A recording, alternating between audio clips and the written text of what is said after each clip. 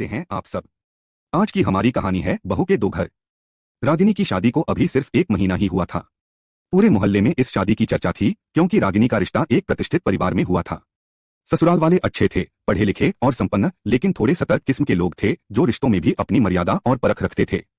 रागिनी जब पहली बार मायके से कुछ उपहार लेकर ससुराल आई थी, जिसमें उसकी मां ने अपनी तरफ से एक सुंदर सिल्क की साड़ी अपनी समधन के लिए और सूट की एक जोड़ी अपनी सास के लिए दी थी, तो रागिनी की आंखें उस समय चौंक गई थीं जब उसकी सास ने वह साड़ी एक बार देखकर बिना मुस्कुराए अलमारी में रख दी और उसकी ननद ने सूट को देखकर हल्की मुस्कान के साथ कहा, आजकल तो कुछ ब्रांडेड ट्रेंड में है, ये थोड़ा पुराना फैशन लग रहा है। रागिनी को लगा शायद ये एक पल की बात है, परंतु ऐसा नहीं था। अगली बार जब वह किसी त्योहार या मौके पर मायके से कुछ लेकर आती तो कभी रंग पर टिप्पणी होती, कभी कपड़े की क्वालिटी पर। भले ही उसकी मां की नीयत साफ होती, लेकिन बातों बातों में रागिनी को महसूस होता कि उसके ससुराल वाले इन चीजों को पसंद नहीं करते। धीरे धीरे रागिनी को यह डर सताने लगा कि उसके मायके की इज्जत कहीं उसकी वजह से न कम हो जाए। रागिनी ने तय कर लिया कि अगली बार जब वह कोई उपहार अपने ससुराल वालों को देगी तो वह खुद अपने पैसों से खरीद कर देगी। भले ही उसे अपने खर्चे कम करने पड़े, पर न तो उसके ससुराल वालों को शिकायत का मौका मिलेगा और न ही उसके मायके वालों को नीचा देखना पड़ेगा। उसने अपनी बचत से शुरुआत की।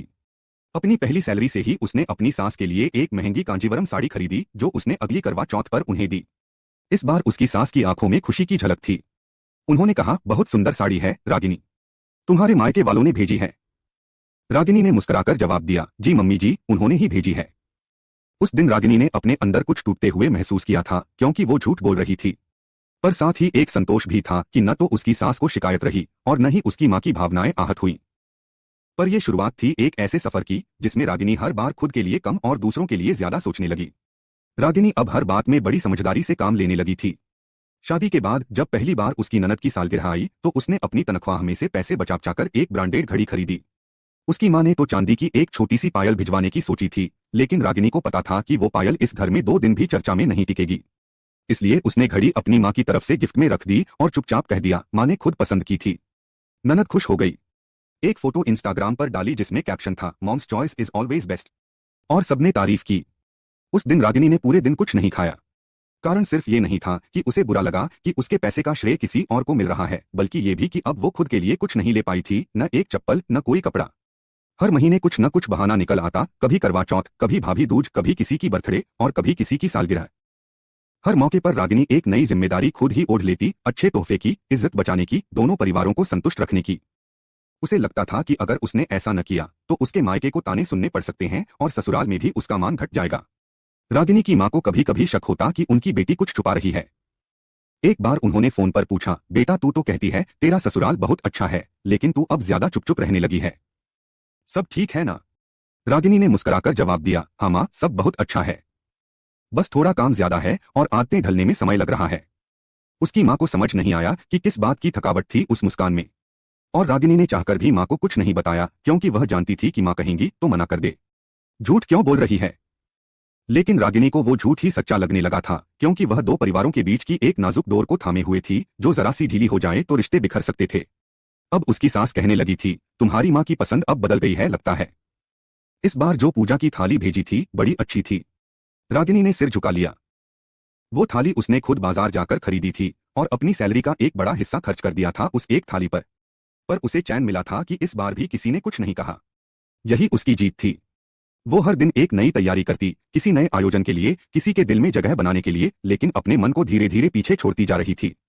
उसकी अलमारी में अब भी वही 4 सलवार कुर्तियां थीं जो शादी से पहले की थीं। न उसने कोई नई साड़ी खरीदी, न जूते, न कोई सौंदर्य प्रसाधन, लेकिन घर की हर औरत को उसने ब्रांडेड सौगात दी थी। और धीरे धीरे ये बात ससुराल वालों को भी समझ आने लगी थी, पर वे समझना नहीं चाहते थे। उन्हें सिर्फ ये दिखता था कि मायके वाले बदल गए हैं, अब समझदार हो गए हैं। लेकिन रागिनी जानती थी जो बदल गया है वो उसके अपने ही सपने थे। अब रागिनी के लिए ससुराल का हर आयोजन एक परीक्षा बन चुका था कि कौन कितना क्या लेकर आएगा, कौन कितना खर्च करेगा, और उस तुलना में उसकी मायके की झलक कैसी दिखेगी। वो चाहती थी कि कोई उंगली न उठाए, न ही किसी को कुछ कहने का मौका मिले। फिर आया उसका पहला तीर। मायके से आई एक छोटी सी पैकेट में साड़ी, सिंदूर और मिठाई थी, बेहद सादा और पारंपरिक। लेकिन रागिनी जानती थी यहाँ परंपरा से ज्यादा प्रस्तुति देखी जाती है। उसने वो पैकेट छुपाकर रख दिया और अपनी ओर से एक शानदार डिब्बा तैयार करवाया, बुटीक से लाई हुई कांजीवरम साड़ी, डिजाइनर चूड़ियां, महंगी मिठाई और खूबसूरत थाल। जब उसकी सास को वह पैकेट मिला तो उनका चेहरा खिल गया। उन्होंने पूरे मोहल्ले में दिखाया कि रागिनी के मायके ने क्या भेजा है। अब समझ आ रहा है क्यों कहते थे कि उनकी बेटी बेशकीमती है, सासू माँ ने मुस्कुराते हुए कहा। पर रागिनी जानती थी वो मुस्कान उसके झूठ की थी। अब उसकी तनख्वाह का आधा हिस्सा हर महीने उपहारों और लेनदेन की तैयारी में चला जाता था। उसने अपनी दो सहेलियों की शादी में जाने से इनकार कर दिया। वजह ये नहीं थी कि वह व्यस्त थी, बल्कि वजह ये थी कि उसके पास खुद के लिए पहनने को कुछ नया नहीं था। जब भी माँ फोन करती, वह कहती, सब अच्छा चल रहा है माँ, तुम चिंता मत किया करो। लेकिन माँ की ममता कुछ कहती थी, तू आवाज में थकान लिए क्यों बोलती है रागिनी? पहले तू ऐसी नहीं थी। एक दिन रागिनी की सास ने उससे कहा, अगली बार जब तेरी माँ कुछ भेजे ना तो उन्हें कहना कि थोड़ा टेस्टफुल हो चीजें। अब जमाना बदल गया है ना? रागिनी ने मुस्कुराकर कहा, जी मम्मी जी, मैं बात करूंगी। पर उस रात वह बाथरूम में बहुत देर तक रोती रही। उसे समझ नहीं आ रहा था कि अपने माँ पापा को क्या बताए, जो पहले ही अपनी सीमाओं में रहकर उसे भेजने की कोशिश करते हैं, और अब तक वो यह भी नहीं जान पाए कि उनकी भेजी कोई चीज उनके दामाद या समधन को पसंद नहीं आती। धीरे धीरे उसके मन में एक अपराध बोध बनने लगा था कि वो अपने माँ बाप को उनकी ही नजरों में झूठी प्रशंसा दिला रही है, एक ऐसा सम्मान जो उनके सच्चे योगदान से नहीं बल्कि उसकी खरीदारी से आया है। उसके पति अमन ने भी एक दिन कहा, तुम्हारे मायके वाले अब पहले जैसे नहीं रहे, हर बार कुछ न कुछ नया और कीमती भेज देते हैं। रागिनी ने सिर झुका लिया। चाहती तो सब बता सकती थी कि ये सब उसने खुद किया है, अपनी जरूरतों को छोड़कर, अपने अरमानों को कुचलकर। लेकिन वो नहीं चाहती थी कि दोनों घरों में दरार पड़े। कभी कभी वह अपने गले का सोने का हार हाथ में लेकर देर तक बैठी रहती थी। सोचती, क्या यही सबूत है एक शादीशुदा स्त्री का? क्या हर रिश्ते को बचाने के लिए हर बार औरत ही अपनी पहचान खोती जाएगी? अब वो जानती थी कि जो लोग कहते हैं बेटियां दो घरों को जोड़ती हैं, वो दरअसल ये नहीं समझते कि उस जोड़ने में कितना कुछ टूटता है, खासकर वही लड़की। रागिनी अब एक आदत बन चुकी थी अपने घर वालों की, ससुराल वालों की नजर में आदर्श बहू और मायके में आज्ञाकारी बेटी। लेकिन इन दो किरदारों के बीच कहीं न कहीं उसकी अपनी पहचान गुम होती जा रही थी। हर त्योहार, हर रस्म, हर पारिवारिक अवसर अब उसके लिए एक इमोशन और आर्थिक परीक्षा बन चुका था। इस बार दिवाली का मौका आया। मायके से कुछ मिठाइयां, दिए और एक सिंपल साड़ी आई थी जो उन्होंने अपनी हैसियत के अनुसार भिजवाई थी। लेकिन रागिनी को पता था कि अब ये चीजें उसकी सास और ननद की अपेक्षाओं पर खरी नहीं उतरेंगी। उसने फिर से बाजार की ओर रुख किया। इस बार उसे ज्यादा मेहनत करनी पड़ी, क्योंकि न सिर्फ उसे महंगे गिफ्ट खरीदने थे, बल्कि उन्हें ऐसे पैक भी करवाना था जिससे लगे कि यह सब उसके मायके से आया है, ताकि कोई शक ना हो। उसने अपनी तनख्वाह से ननद के लिए एक ब्रांडेड परफ्यूम सेट और अपनी सास के लिए एक बेहतरीन सिल्क सूट खरीदा। उसके ससुर के लिए एक कीमती शॉल और देवर के लिए स्मार्ट वॉच। उसने ये सब कुछ इस तरह सजाया कि कोई कह ही न सके कि ये रागिनी ने खुद लिया है। रात को जब सबने उपहार खोले तो एक बार फिर वही मुस्कानें, वही तारीफें, वही बातें। अब तो रागिनी के मायके वाले भी समझ गए हैं कि हमारे घर का स्तर क्या है। कोई नहीं जानता था कि रागिनी ने इस स्तर के लिए खुद को कितनी बार गिराया है, अपने शौक, अपने सपने, यहाँ तक कि अपनी जरूरतें भी। इस बार जब वह मायके गई तो माँ ने धीरे से पूछा, बेटा अब तो तुझे सैलरी भी मिलने लगी है, तू खुद के लिए कुछ खरीदती नहीं? तू तो वैसी ही घूमती है जैसे कॉलेज के दिनों में। रागिनी ने जवाब में कुछ नहीं कहा, बस माँ की गोद में सिर रख दिया। कुछ आंसू बिन पूछे बह निकले।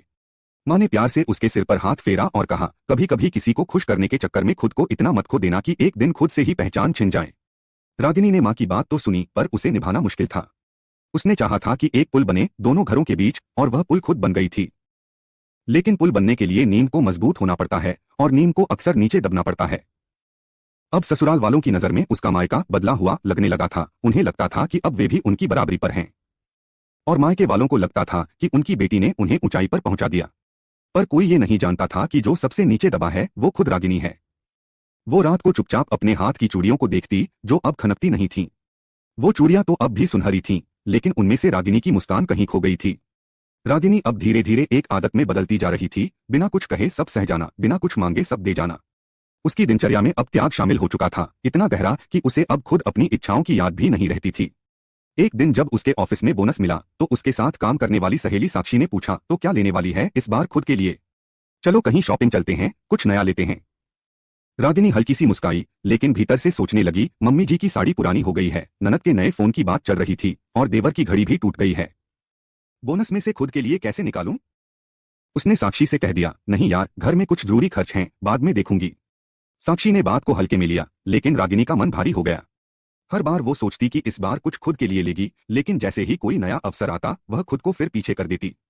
अमन उसका पति एक सुलझा हुआ इंसान था, लेकिन वो इन बारीकियों से अनजान था। उसे लगता था कि सब कुछ बहुत सहज चल रहा है। जब वह कहता, तुम्हारे घर वाले अब समझदार हो गए हैं, तो रागिनी बस मुस्कुरा देती। उसे पता था ये समझदारी उसकी नहीं, उसके त्याग की वजह से आई है। पर अब उसका मन भीतर से थकने लगा था, शरीर से नहीं, आत्मा से। एक दिन उसने अपनी माँ को बिना कुछ कहे अपने पास बुला लिया। माँ आई, उसका चेहरा देखते ही समझ गई कि कुछ ठीक नहीं है। माँ ने पूछा नहीं, बस उसके साथ बैठ गई। रात में जब सब सो गए, रागिनी ने माँ का हाथ पकड़ा और कहा, माँ, अगर मैं कुछ न करूं, अगर मैं किसी को कुछ न दूं, तो क्या मेरी इज्जत कम हो जाएगी? माँ ने उसका चेहरा अपने हाथों में लिया और कहा, नहीं बेटा, तेरा होना ही हमारी सबसे बड़ी इज्जत है। तू जो कुछ कर रही है वो तेरी परवरिश है, पर याद रख, जो चीज तेरे चेहरे से मुस्कान छीन ले वो त्याग नहीं, अत्याचार होता है। रागिनी पहली बार खुलकर रोई। माँ ने उसे सीने से लगा लिया। उस दिन पहली बार रागिनी ने तय किया कि अब वह भी अपने लिए जिएगी। किसी की खुशी में कमी ना आए, लेकिन उसकी भी पहचान न खोए। अगली बार जब घर में किसी को उपहार देना था, उसने माँ से बनवाया हुआ एक सादा लेकिन दिल से गढ़ा हुआ तोहफा भेजा। उसकी सास को वह उपहार भले साधारण लगा, लेकिन इस बार रागिनी ने मुस्कुराकर कहा, मम्मी जी, ये मैंने नहीं, मेरी माँ ने अपने हाथों से बनाया है। उनके प्यार का हिस्सा है। सास कुछ कह नहीं पाई। पहली बार रागिनी ने खुद की भावनाओं को बचाया था, किसी को नीचा दिखाए बिना। अब वह संतुलन बनाने की कोशिश कर रही थी, लेकिन अपने आत्मसम्मान को गिरवी रखकर नहीं।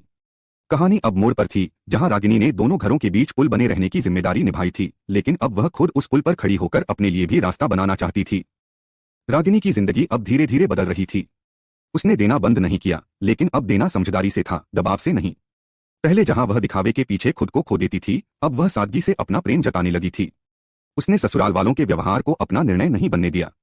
जब अगली बार ननद का जन्मदिन आया, तो रागिनी ने खुद जाकर नहीं, बल्कि मायके की तरफ से सादी सी लेकिन सुंदर कुर्ती भेजी और साथ में लिखा, माँ ने खुद अपने हाथों से इसे सिलवाया है, प्यार इसमें छुपा है, ब्रांड इसमें नहीं। पहली बार ननद को कुछ अटपटा लगा, लेकिन उसने कुछ नहीं कहा। अब रागिनी के आत्मविश्वास ने उसके डर की जगह ले ली थी। उसे समझ आ गया था, जो लोग सिर्फ उपहार की चमक से रिश्ते बनाते हैं, वे कभी दिल से नहीं जुड़ते। लेकिन जो रिश्ते आत्मा से जुड़ते हैं, वहां चीजें मायने नहीं रखती, भावनाएं करती हैं। अमन ने भी रागिनी के बदले व्यवहार को महसूस किया। उसने एक दिन कहा, तुम पहले बहुत चुप रहती थी, अब थोड़ी मजेदार लगती हो। कुछ तो बदला है। रागिनी ने मुस्कुराकर कहा, मैं खुद को याद रखने लगी हूं। इसलिए अब वो अपनी तनख्वाह का एक हिस्सा अपनी जरूरतों के लिए भी रखती, एक नई किताब, एक साड़ी, कुछ चूड़ियां, या बस दोस्तों के साथ एक दोपहर की चाय। उसे अब डर नहीं था कि कोई उसके मायके को कुछ कह देगा, क्योंकि अब वह खुद उस रिश्ते की ढाल नहीं थी, बल्कि उसकी आवाज बन चुकी थी। उसने अपनी सास से एक दिन कहा, मम्मी जी, चीजें कितनी भी कीमती क्यों न हो, अगर उनके साथ अपनापन न हो तो वो सिर्फ चीजें रह जाती हैं।